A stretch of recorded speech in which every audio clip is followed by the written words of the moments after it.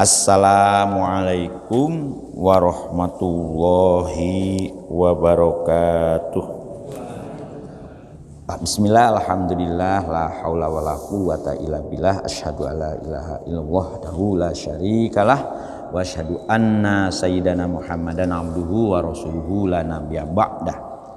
Allahumma sholli wa sallim wa barik ala sayyidina Muhammad wa ala alihi wa ashabihi ila yaumil qiyamah. Ya, alhamdulillah para ibu, para bapak, ya. Berarti kita ini puasa ini sudah kurang berapa hari lagi ya? Kurang lebih 33 ya. Ya alhamdulillah ini pas Isra Mi'raj ayat yang ini pas ayat masalah sholat, karena oleh-oleh yang paling istimewa kan sholat. Ya mudah-mudahan aja nanti pas Ramadan ini pas nuzulul Quran ayatnya juga pas. Nah, mudah-mudahan ya.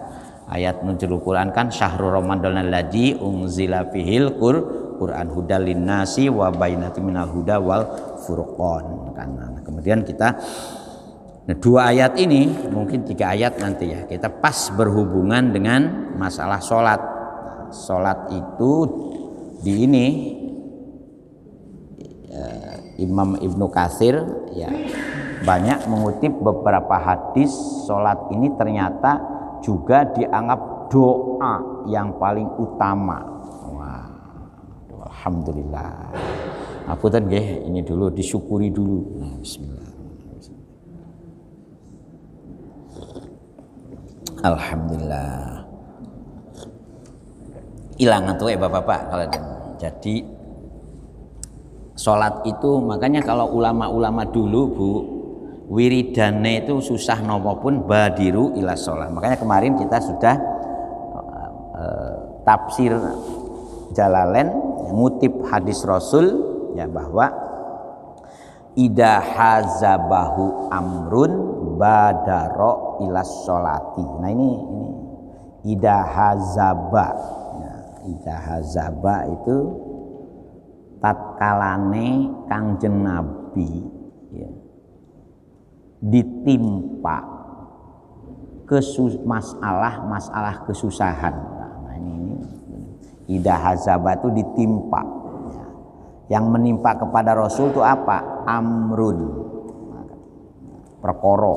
Jadi perkara napa mawon yang menimpa kepada junjungan kita, Nabi besar kita, kesusahan, badaro mongko cepet-cepet sapa Rasul ila sholati, melaksanakan sholat. Jadi kalau kita memperhatikan perjuangan Rasul ya, mudah-mudahan aja kita ini kecipratan ya.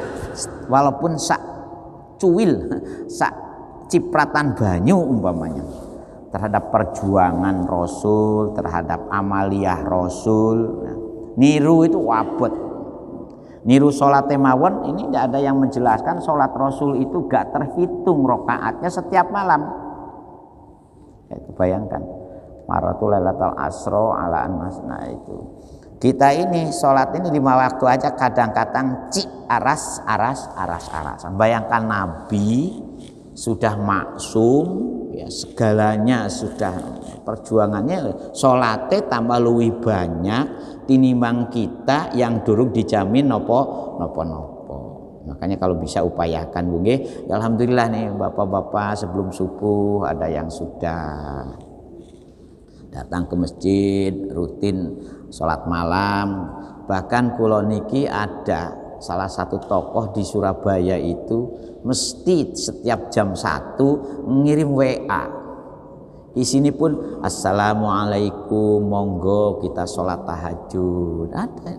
Alhamdulillah, berarti orang-orang ini mesti tiap jam 1, kalau jawab kadang-kadang jam 2, kadang-kadang jawab sadurunge subuh. Ya, alhamdulillah, monggo. Jadi ada.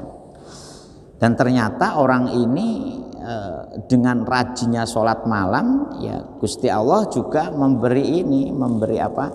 memberi semacam bonus dalam kehidupannya itu ya.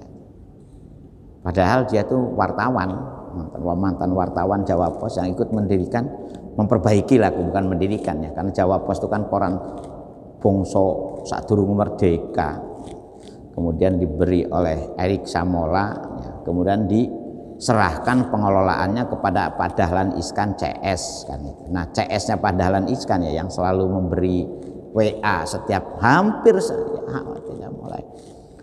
Nah, ada yang begitu, ya alhamdulillah. Ada 2 orang yang selalu nge-WA jam 2, jam 1 gitu, yang satu sukses ngurusi koperasi syariah se-Jawa Timur, pusatnya di Lamongan. Ya teman saya juga, teman kuliah dulu di UIN, di syariah di IAIN, masih IAIN, namanya Ayubi ya. Jadi kalau ada dengar nama Ayubi, kalau ibu-ibu di Koperasi Jasa Syariah KJKS, dia sukses. Nah, omsetnya dan anggotanya sudah seluruh. Nah, jadi kalau nanti mau ada yang studi banding, monggo kulo anter. Nah, kebetulan pusat bisnis syariah koperasinya itu persis di bawah jembatan jembatan Brantas. Jadi wonten niku jadi. Nah, 2 orang ini setiap malam itu mesti setiap jam mulai jam 1 itu ngirim WA. Yang satu berdoa mudah-mudahan hari ini kita dapat keberkahan, dapat itu. Yang satu selalu ngajak sholat tahajud. Ya alhamdulillah. Ono bolo.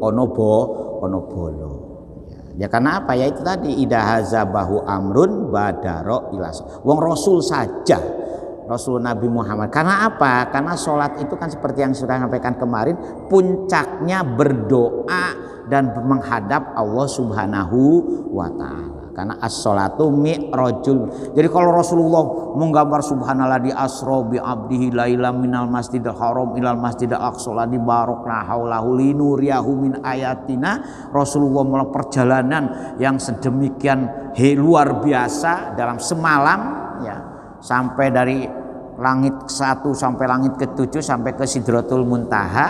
Kita ini cukup sholat. Monggo kita ini untuk bisa apa yang dipraktikkan oleh Rasulullah, mi'rajnya Rasulullah sampai ketemu dengan Gusti Allah dan ketemu dengan rasul-rasul sebelumnya itu, ya kita cukup sholat. As-sholatu mi'rajul mu'minin. Maka monggo kita upayakan nggih. Ini kula ulangi-ulangi.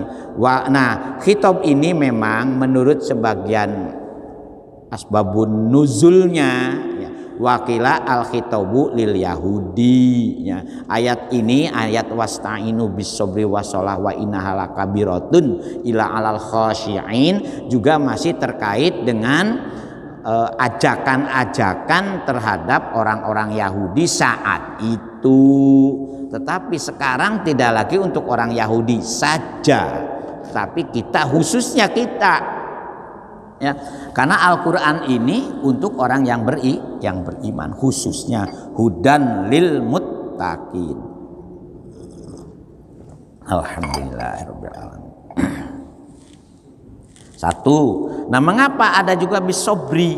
Nah, kalau sabar itu apa? Sabar itu wujudnya kemarin sudah kita jelaskan menurut penafsiran as-sabru itu ay al-hasbu lin nafsi ala ma takrohu, nyegah ajakan-ajakan nafsunya untuk mengingkari apa yang dikerentegkan oleh nafsu itu.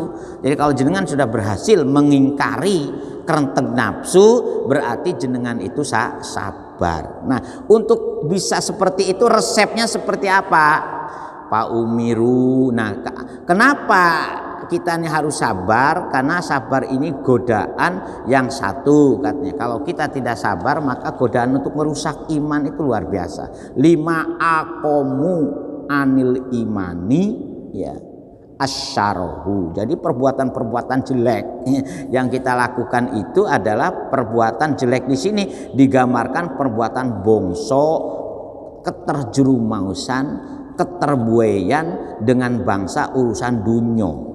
Jadi urusan dunia ngalahkan segalanya. Nah itu maksudnya. Nah, makanya ketika untuk bisa terhindar dari keterjerumusan kepada kehidupan duniawi, ya, yang digambarkan mata ulu hurur hanya sekedar tempat perhiasan yang menyilaukan. Nah, maka iman ini perlu di upgrade. Nah, iman ini perlu direpres. Bahasa anak gaul sekarang kan itu upgrade, repres. Komputer itu kalau sudah mau hang ya direpres. Sama dengan HP jenengan kan, kalau mau sudah datanya terlalu penuh kan ada di situ kan ada start, ada restart, ya kan, di restart. Nah ini merestartnya dengan cara apa? Dan nun sewu, kalau kemarin saya nyontohkan itu bukan berarti saya ngarang-ngarang. Nah, jadi orang keterbuayan dunia itu yang berhubungan dengan penumpukan harta, keterbuayan ingin makan apa saja, ingin menikmati seperti apa saja. Nah yang kedua hubur riyasah, keterjerumasan manusia ini dengan senengnya untuk jadi pejabat. Riyasah itu jadi sesuatu yang ada hubungan dengan jabatannya. Babah ketua jabatan macam-macam, jangan dianggap jabatan formal saja. Jabatan formal mulai RT, RW, lurah, kepala desa, camat, bupati, wali kota, gubernur, presiden, sampai ketua dewan keamanan PBB umpamanya. Itu riasahnya berhubungan dengan, tetapi ingat manusia juga terbuai juga riasah yang non formal. Riasah non formal itu contohnya apa? Ketua takmir musola, ketua takmir masjid, ketua yayasan, ketua NU, ketua Muhammadiyah. Itu riasah juga, tapi bongso non formal, non struktural formal. Ya kadang-kadang kula ini kadang-kadang gumun, ya apa ya. Kadang-kadang wong hanya jabatan yang kono duite ae iku jadi ini fit and proper test barang. Nah, itu royokan itu sing daftar. Contohnya ketua Basnas, ketua BWI. Ya mudah-mudahan ketua-ketua yang sifatnya sosial itu ya juga belum lagi sekarang ada ketua partai politik umumnya. Nah, itu udah ini. Kalau sudah royoan ketua partai politik, yuk riasah ini jadi. Nah, ini artinya kita ini jangan kaget karena ulama-ulama dulu, Rasulullah dulu sudah memberi gambaran seperti. Nah, kedua sifat ini, ngapunten nggih, sifat kedunyan dan sifat seneng jabatan itu penyakitnya yang diwariskan oleh orang-orang Yahudi.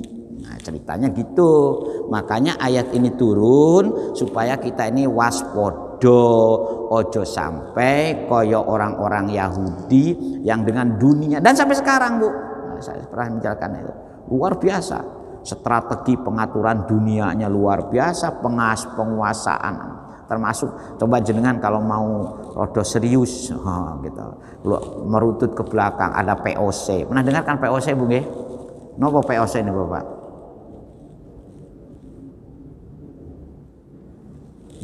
Aja yang sekolah ini ada.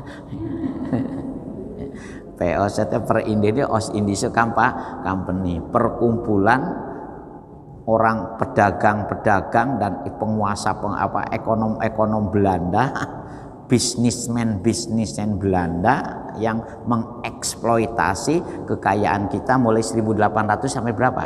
Nah itu luar biasa. Nah itu otak asalnya itu ya orang Yahudi juga itu. Saya baca sejarahnya itu otak. Jadi yang mengeksploitasi termasuk yang mengeksploitasi Freeport barang itu saham yang paling itunya pengusaha Yahudi juga. Jadi jangan dikira ini luar biasa. Dan memang sudah nasib seperti itu. Kita gak usah kaget, gak usah gumun, karena memang Gusti Allah memberi ujian seperti itu. Nah, tapi orang yang beriman resepnya juga lucu Gusti Allah. Kalau kalian orang yang beriman, ya.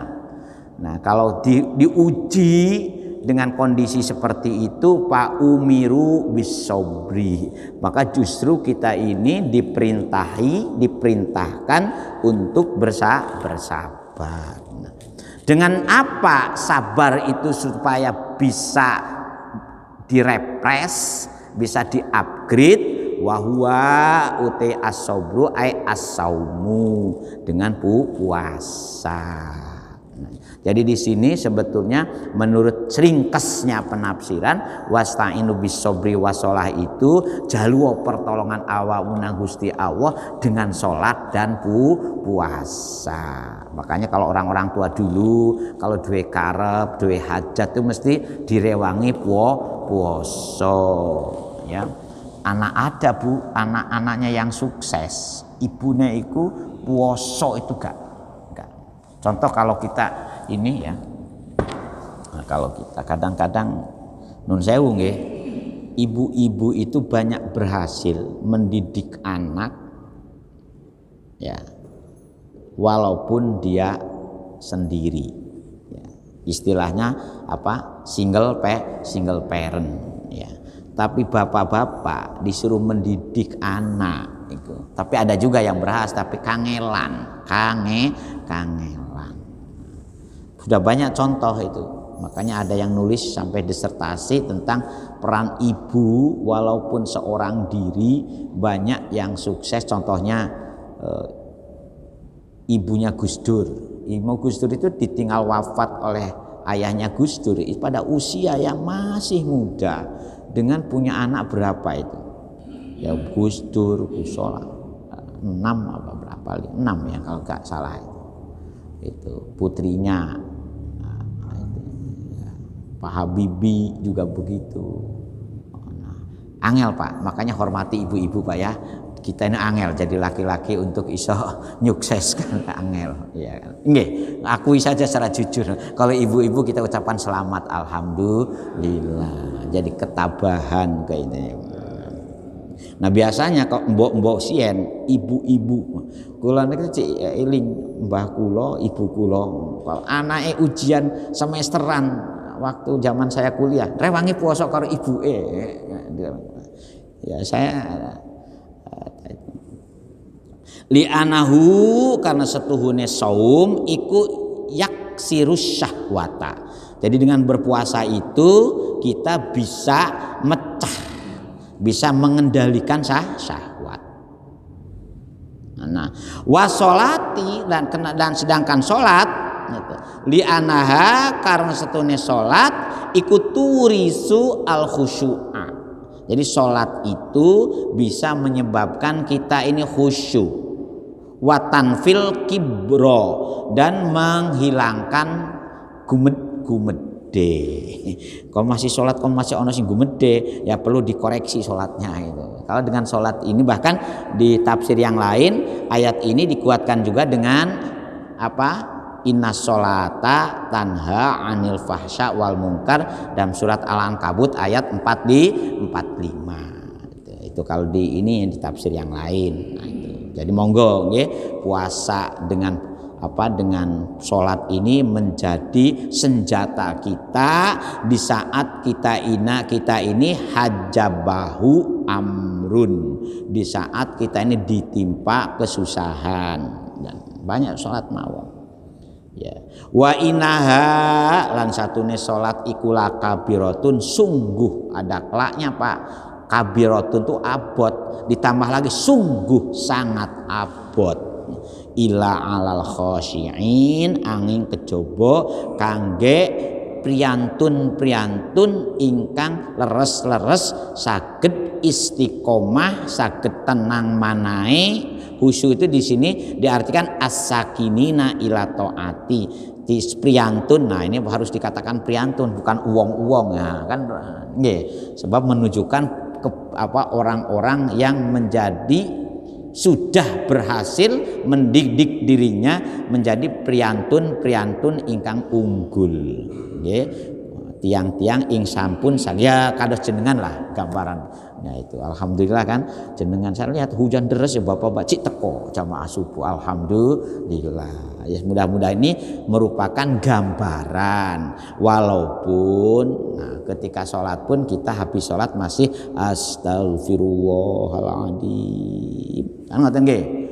li walidaya wali hukuki wajibatil alaya wali jami'il muslimin. Nah, kita ini bukan orang medit ternyata kan, kita mendoakan untuk bukan hanya untuk diri kita kan, astagfirullahaladzim li wali walidaya wali hukuki wajibatil alaya wali jami'il muslimin wal muslimat wal mu'minin wal mu'minat al ahya minhum wal amwat, sinten sing sampun pejah atau masih hidup di dunia. Nah, kok wong salat nang masjid ana sing maleroi sing maedoi, alhamdulillah sudah jenengan istighfar ditambah bonus lagi dosa jenengan ana sing nyudoh kan, alhamdulillah. Oleh karena itu kalau penyan dirasani elek, dihoak, dibully, rajin ke masjid harus disyukuri dengan alhamdulillah. Jenengan sudah istighfar. Kenapa habis sholat jaga Rasulullah itu masih mendidik istighfar? Karena untuk bisa sholat nyemplung nang Gusti Allah itu abot kan beda habis makan alhamdulillah, tetapi habis sholat astagfirullah. Itu harus dielmoni saestu. Kita di samping juga al astagfirullahaladzim alladila ilaha ilahwa al hayyu al qayyum wa atubu ilaihi kulo saestu Gusti nyuwun ajenge balik obat lumateng panjenengan di ilmu ni saestu. Makanya ketika istighfar itu dihayati betul habis. Mengapa? Karena sebagaimana saya katakan sholat yang sholat bukan asal sholat. Sholat yang sholat itu harus ingat kepada Gusti Allah. Tetapi kadang-kadang kita ini habis sholat, kadang-kadang barang hilang justru ingat waktu sholat. Muring-muring. Kadang-kadang direwangi sambil sholat, jengkel nang uang, kadang-kadang merentul waktu sholat. Nah, itu. Oleh karena itu sungguh abot kecuali orang-orang yang as-sakinina ila ta'ati.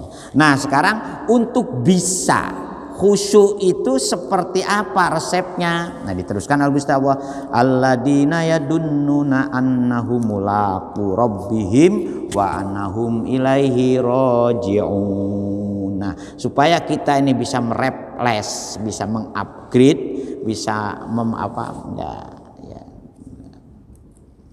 makanya ada buku ya.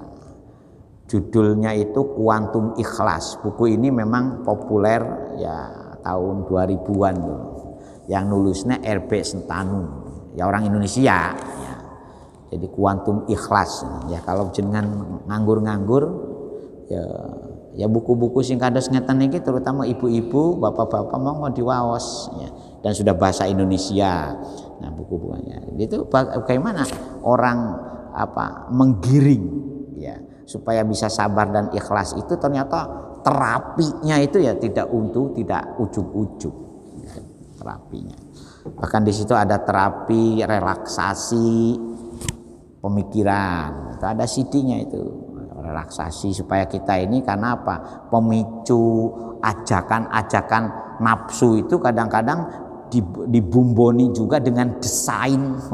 Makanya kadang-kadang otak pemikiran kita itu kadang-kadang dibumboni dengan hasutan-hasutan syahwat, hasutan-hasutan emosi ya, sehingga muncullah cara-cara bagaimana. Dan itu juga kalau jangan dulu siapa itu yang membunuh sekeluarga dipengaruhi oleh membaca novel ya.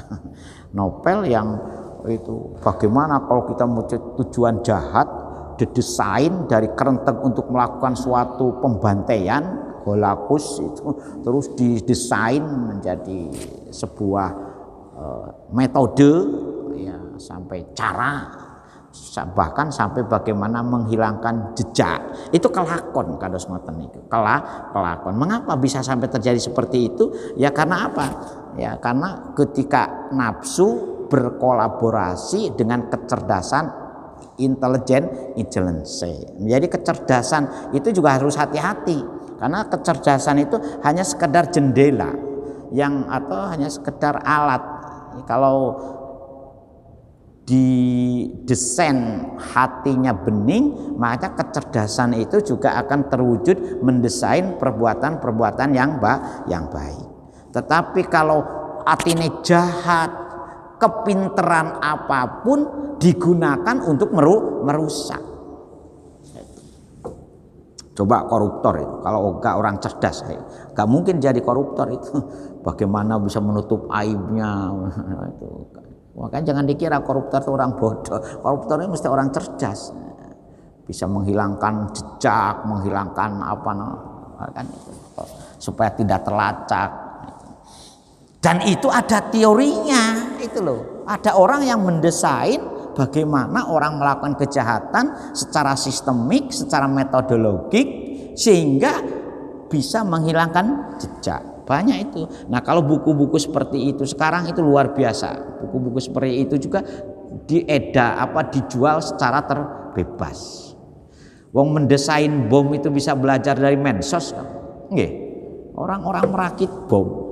Dan bom itu ternyata bisa dibuat dari apa? Dari kotoran sapi, itu bisa menjadi bahan baku bom yang luar biasa. Dan itu bisa dipelajari lewat medsos bahwa. Jadi sekarang ini kejahatan juga ditopang oleh sistem metodologi, kecanggihan kecerdasan akal manusia. Nah, kita ojo sampai kebaikan juga terkalahkan oleh sistem iblis membuat jaringan kejahatan di tengah-tengah kehidupan manusia. Oleh karena itu diteruskan ayat ini, alladzina tegese tiang-tiang yadununa kang betul-betul punya keyakinan kuat. Don itu mendekati yakin. Jadi dalam diri kita itu kan ada kategorisasi yakin itu ke dalam 4 macam. 1 yakin, 2 don, 3 syak, 4 wahm. Nah, ini perlu juga jenengan ngerteni ini. Ya, contohnya yakin. Jenengan itu kadang-kadang dihinggapi penyakit was-was. Nggih. Nah, kalau dihinggapi penyakit was-was itu jenengan harus pilih, aku iki salat 2 rakaat, wis 2 rakaat apa durung ya salat duhur kan ya. Makanya lupa itu jangan disalahkan. Makanya ada cara mengingatkannya kan. Kalau orang perempuan ngingatnya imamnya yang lupa napa Bu carane? Dengan cara apa? Kalau ibu-ibu mengingatkan imam jenengan salate lupa, rakaate wis 2 rakaat tapi pakai tepuk tangan. Tetapi tepuk tangannya jangan ngoten. Jangan itu. Nah, kalau bapak-bapak subhanallah. Nah, itu. Makanya ini nanti ketika praktek sholat itu kan ada sholat yang kalau lupa itu cukup diganti sujud sahwi itu kan. Yukin yang kedua don itu. Nah, kita ini gak mungkin nyampe yakin 100% itu. Paling tidak kita ini ya posisinya antara 75 sampai 100. Nah, kalau antara 75 sampai 100 itu posisi kita itu bukan yakin, namanya donul. Makanya para ulama fikih, nah, karena kita ini apalagi kita hidup sekarang, ya kalau zaman Rasul langsung bisa bertanya, bisa melihat gerak-gerik Rasul, langsung kita melihat praktek Rasul, itu sudah gak usah diomong kalau zaman. Tapi kalau kita ini kan satu, apa yang kita praktekkan sudah dirangkit oleh pendapat para ulama. Makanya macam-macam kita ini prakteknya. Ilawah aja ada yang begini kan Pak, nggih. Ya, ada yang utak-utak ini jangan disalahkan. Oh, kok sampean kok ilawahnya ku ngene-ngene, apa gak batal ta salate? Katanya salatu harokatin mutawaliyatin. Tidak gerakan yang berturut-turut bisa membatalkan salat, di luar gerakan yang menjadi bagian dari praktek salat. Ada lagi yang begini, kan? Ada yang ilallah langsung cucu karena masih kuat. Nah, ini aja orang nih kalau gak ngerti ilmu nih Bu iso gegeran. Nah, itu. Loh, apa mau salat koyo ngene? Biyen sadurunge pengajian berkembang kados ngeten niki, kadang-kadang lho awakmu pakai usoli kudu salat. Ya memang niat sholat itu bukan usolinya. Niat sholat itu di dalam hati ketika kita mengucapkan Allahu Akbar. Pun ngantos keliru, kita usoli fardhu subhi rakaataini mustaqbilal kiblati, adaan makmuman, adaan imaman, itu belum niat. Baru mengantarkan supaya kita punya niat yang kokoh. Pernah diperdebatkan dulu itu, zaman dulu, tapi pakai kunut subuh diributkan. Apa suku Nabi ya pakai kunut, ya kalau gitu kunut najilah pisan. Setiap sholat pakai kunut. Karena apa? Nah, kenapa saya ini menganjurkan kunut nazilah? Ya karena kita ini dihadapkan ke dalam ujian, cobaan ini sekarang ini luar biasa. Jadi kalau sekarang ini, kalau menurut Imam Ghazali, zaman kita sekarang ini sudah kembali kepada istilah zaman waham, di mana godaan ujian kepada kita semakin merajalela. Nah, terus yang ketiga itu syak. Nah, kita ini jangan sampai berada di dalam yakin tidak dan tidak yakin. Itu namanya syak, mang-mang, ragu. Asa, makanya kan al yakin la yajalu bisa. Kalau kita sudah yakin, insya Allah tidak akan dikalahkan oleh namanya mang-mang. Nah, kalau panjenengan masih mang-mang, masih ragu, nah maka untuk milih jodoh disunatkan sholat apa bu? Istikharah. Itu sebetulnya awalnya sholat istikharah itu mang-mang milih jodoh bu. Lagu melakukan sesuatu istikharah. Doane kok dawa banget, Allahumma ini astakhiruka bi ilmi kok astagfirullah. Ya bahasa Jawa mawon boten napa-napa Bu nggih. Dus pundi Gusti kula niki gadah gadis pun wayahi rabi. Kalau boten jangan dengan bahasa halus tapi nang Gusti Allah nggih. Pun wayahi rabi niki dilamar oleh 3 tiang Joko. Nah, kados Joko sing pundi kinten-kinten sing cocok kangge anakku kula. Gusti nyuwun kula dumateng panjenengan isyarat sinten. Oh, namanya Pak Yahya saja. Wah, namanya Pak Amin saja, Mas Amin saja. Kan ibu-ibu kan jangan wah ini kok sering gowo setiap datang ke rumah itu mesti membawa sesuatu. Ulang tahunnya dikirimi. Jadi istikharah. Begitu juga bapak-bapak, terutama kalau bapak-bapak yang sudah diuji punya posisi riasah, kalau mau melakukan sesuatu yang besar ya diistirahi dulu lah, aja sembrono ya sopor istikharoi ya. Nun sewu, ini saya perlu cerita juga. Ini dulu ketika masjid ini belum dibangun ya, untuk bisa apakah dibangun tidak, saya tuh istikharahnya itu tidak kurang 7 kali Pak. Untuk menguatkan teman-teman, ayo bangun saja. Jangan dikira saya walaupun saya jauh di Jombang tidak ikut dukung secara spiritual. Nah, ini supaya jadi. Makanya ketika bangun kita gak usah proposalan ke pemerintah. Sak kuat-kuate sopo sing arep nyumbang, bukan nyumbang. Saya jangan menggunakan istilah sumbangan, mau investasi untuk keselamatan mereka di akhirat. Makanya saya tidak menggunakan istilah nyumbang, mau berinvestasi untuk keselamatan di akhirat, memberi kesempatan. Saya kata kok gak selesai ya gak apa-apa, sampai kita mati pun gak selesai gak apa-apa. Saya kata kepada teman-teman dari panitia dulu, jangan selesainya. Untuk beramal itu jangan dipikir kapan selesainya, diberi kemauan untuk melakukan itu yang harus kita syukuri. Faidah paroha. Saya yakin kalau sudah mulai mesti akan ada akhirnya. Alhamdulillah jadi juga kan, dan bisa kita nikmati juga. Sama dengan ketika mau tahun 90-an mau bongkar masjid lama, mau bangun masjid di belakang itu ya, itu reko spiritualnya ya tidak mudah itu, karena tantangannya zaman itu luar biasa. Tapi alhamdulillah sekarang ini ya jamaahnya banyak. Makanya alhamdulillah masjid kita ini ya mudah-mudahan Ya, seperti kemarin itu ada dari Dinas Sosial dan dari Kemenag. Nah, Pak, alhamdulillah masjid kita ini kok masih aktif terus jamaahnya dan tidak ada cerita dari masjid ini sesuatu yang di tempat-tempat lain, Pak, imam itu di swab antigen. Ya, kita kan gak pernah ada imam yang di swab antigen dulu sebelum ngimami kan. Alhamdulillah. Saya yakin ya, makanya monggo doat kunut nazilahnya itu nun sewu. Jadi kalau saya kok doa banget ya bak kunut sampai 3 kali kunut, ya sana kita ini berikhtiar supaya Gusti Allah itu ngangkat penyakit-penyakit yang musibah lainnya. Dan itu harus yakin, jangan sampai. Nah, yang terakhir wahm itu ya penyakit. Ya, wahm itu penyakit. Ya, contohnya orang wahm itu orang yang biasa mang-mang biasanya. Seperti usoli, Allah usoli. Ada itu.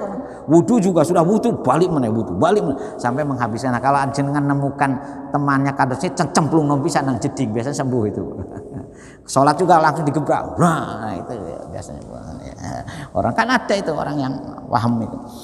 Annahum ya itu ya aladina duna annahum utawi si aladina iku mulaku rabbihim ya dununa annahum mulaku itu simpail Pak, punya keyakinan, punya kemantepan kalau kita ini pasti akan bertemu dengan Allah Subhanahu wa Ta'ala.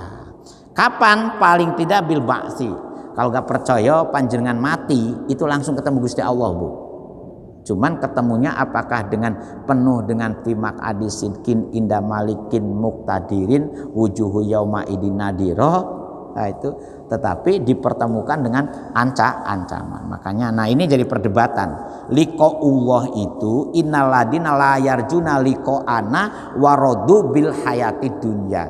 Jadi orang itu, kalau orang itu punya tekad, punya niat liqa dengan Gusti Allah, maka orang itu insya Allah tidak akan terlalu terbuai dengan kehidupan dunia karena merasa bukan miliknya mereka. Tetapi kalau orang itu tidak ada niatan, tidak ada tekad, tidak ada keinginan untuk ketemu Gusti Allah, maka pasti hidupnya itu terjelungup oleh godaan buayan kehidupan dunia.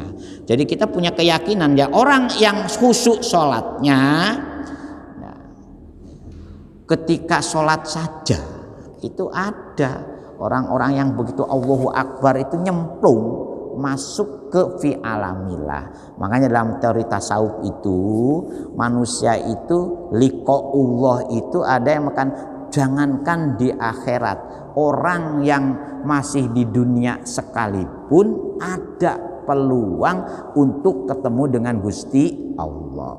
Maka muncullah istilah makrifat. Makrifat itu ketemu Gusti Allah itu apa? Bila launin, bila kaunin, ya jegrek, ya itu. Dalam bahasanya itu dalam bahasa tasawufnya itu. Fandat, fan sifat, fan af'al. Jadi orang itu mati sadurunge mati. Dan itu biasa terjadi dalam kehidupan para waliullah dan para rasul. Ya. Jadi rasul nyemplung ketemu Gusti Allah seperti Mi'raj Rasulullah Nabi Muhammad itu itu sudah biasa. Nah, waliullah juga begitu, para waliullah itu para kekasih Gusti Allah itu. Nah, maka muncullah teori ya, tapi abot. Nah, kita ini biasa-biasa saja. Wa annahum lan satune si aladina yadununa ilaihi marang Gusti Allah iku rajiun. Nah, ini problematik yang harus kita pahami. Yang pertama mulaku. Jadi punya kepastian kalau kita itu menjadi orang yang bertemu dengan Gusti Allah. Yang kedua, balik pun kita akan ke Gusti Allah. Makanya disinilah para bapak, yang namanya surga itu ada yang mengatakan alamullah. Surga itu alam Tuhan sebetulnya. Jadi kita kembali kepada rumah. Makanya kalau orang-orang non muslim, terutama orang Kristen, kembali kepada rumah Allah, ya kan? Nah, itu nggak salah sebetulnya. Karena apa? Karena Tuhan itu ya kan menggenggam. Kan ada sifat Tuhan namanya Tuhan menggenggam itu apa? dalam Asmaul Husna itu. Tuhan menggenggam, meliputi itu. Al-Muhit. Jadi Gusti Allah itu meliputi semua makhluknya ada di dalam genggaman Tuhan. Makanya kalau hadis-hadis qudsi ada ungkapan waladi nafsi biyadihi, demi zat yang aku dalam genggamannya. Jadi para rasul itu berada di dalam genggaman Allah. Nah itu. Nah untuk bisa kenal ke sana dirumuskan oleh para ulama tasawuf, sajane awakmu bisa juga ketemu liko Gusti Allah ketika kita di dunia, tetapi syarat dengan lakonnya abot. Maka ada istilah riadoh, rialat. Nah, untuk bisa riadoh rialat kebetulan oleh para ulama dulu didesain ya, dengan munculnya gerakan-gerakan torikoh, pengajian lewat riadoh kan, itu ceritanya panjang itu. Nah tetapi di sini supaya kita ini tidak terlalu melebar sing aneh-aneh pikirane dan abot Bu, coba ayo panjenengan kuat boten umpamane nggih kalau diajak sholat 1000 rakaat ayo sapa sing gelem ayo. Nah, kata-kata 1000 rakaat yang siang dilakoni Bu. Coba dengan baca sejarahnya para wali songo itu. Nah, kita ini mudah-mudahan tidak di dunia tapi fil akhirati. Dengan apa kita ketemu Gusti Allah? Payujazihim, dengan Gusti Allah memberi balasan terhadap semua amaliyah kita.